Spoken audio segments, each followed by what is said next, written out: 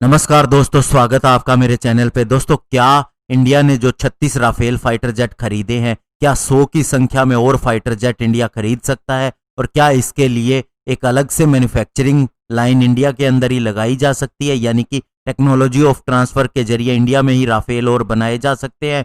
तो चलिए दोस्तों, इसी के ऊपर बात करेंगे और साथ ही जानेंगे इसकी CAG की रिपोर्ट जो अभी आई है उसी के बारे में। तो चलिए दोस्तों, शुरू करते हैं। तो दोस्तों, सबसे पहले तो आपको बताना चाहूंगा कि एयरफोर्स अभी जल्दी ही एक high profile Rafale induction ceremony induct कर सकती है, जिसके अंदर प्राइम मिनिस्टर नरेंद्र मोदी और फ्रांस की डिफेंस मिनिस्टर फ्लोरेंस पार्ले भी हो सकती हैं, और ये अंबाला के एयरफोर्स स्टेशन के ऊपर होगा। और दोस्तों, सूत्रों का कहना है कि इंडियन एयरफोर्स इस सेरेमनी को अरेंज करने के लिए तैयारी कर रही है। अभी इसकी डेट डिसाइड नहीं है, लेकिन अभी राफेल फाइटर जेट जो हमें मिले हैं उनका इंडक्शन किया जा रहा है, और इन्होंने सफलतापूर्वक अपने वेपन को भी फायर किया है किसी टेस्ट रेंज के ऊपर। और फ्रांस की डिफेंस मिनिस्टर ने इससे पहले भी इंडिया के लिए सपोर्ट का फैसला किया था, जब इंडिया और चाइना के बीच में स्टैंड ऑफ हुआ था, और इंडिया को हर तरह की मदद देने की कोशिश भी की थी।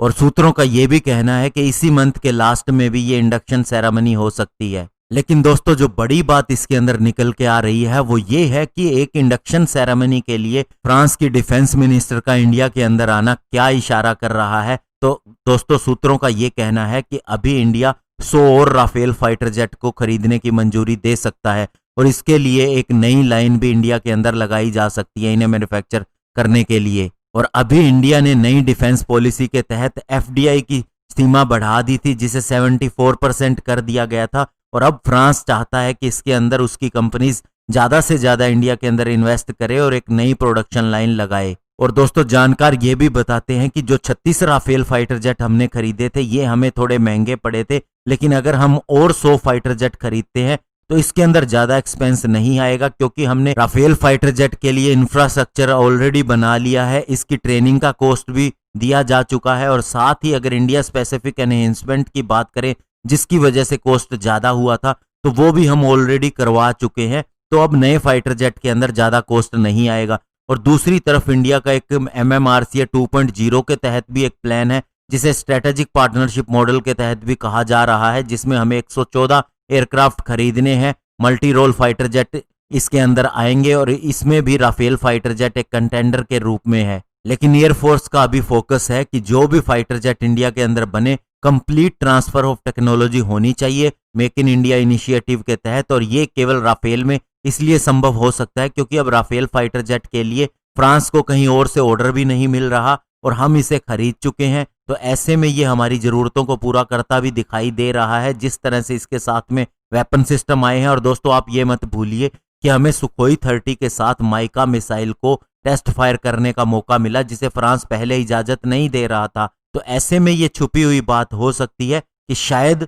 दोनों के बीच में कोई बात हुई हो और तभी इसका चांस दिया गया हो। तो ऐसे में ये जरूरी है नहीं है कि ये बात सही होगी, लेकिन चांसेस ये कहते हैं कि 100 फाइटर जेट और खरीद सकता है, और इंडिया में और राफेल फाइटर जेट बनने की राह आगे बढ़ सकती है। वहीं दोस्तों, अगर हम इसकी CAG की रिपोर्ट के बारे में बताएं तो कंट्रोलर एंड ऑडिटर जनरल ने अपनी ऑफसेट कॉन्ट्रैक्ट के ऊपर जो उन्होंने रिपोर्ट तैयार की है वो गवर्नमेंट को सबमिट कर दी है, लेकिन इसके अंदर डसोल्ट के द्वारा ऑफसेट के जो भी कॉन्ट्रैक्ट किए गए हैं उनकी कोई भी डिटेल नहीं है। और मिनिस्ट्री ऑफ डिफेंस ने CAG को बताया है कि डसोल्ट एविएशन ने कहा है कि वो 3 साल के बाद में ही ऑफसेट पार्टनर की डील के बारे में डिटेल बताएगी, क्योंकि ऐसा इस कॉन्ट्रैक्ट के तहत ही हुआ है। और आपको ये भी बता दें कि CAG ने 32 डिफेंस ऑफसेट कॉन्ट्रैक्ट को चुना था उनकी डिटेल जानने के लिए, जो इंडियन एयरफोर्स, नेवी और आर्मी से रिलेटेड थे, और इसके अंदर राफेल डील भी शामिल थी। और ये 2012-13 से 2017-18 तक के कॉन्ट्रैक्ट थे,